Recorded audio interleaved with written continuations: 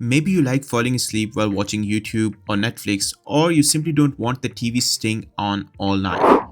In this video, I'll show you exactly how to set up the sleep timer on a TCL Google TV. Let's get started. First, turn on your TCL Google TV. Now on your remote, press the settings button, the one with the gear icon. Once you're inside the settings, scroll down to the system.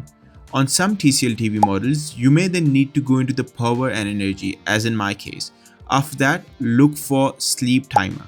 Select sleep timer and you'll see different time options like 10, 20, 60 minutes and sometimes even longer than that. Just choose the amount of time you want.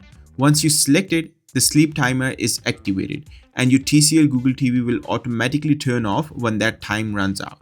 If you ever want to turn the sleep timer off, just go back to the same menu, open sleep timer and select off.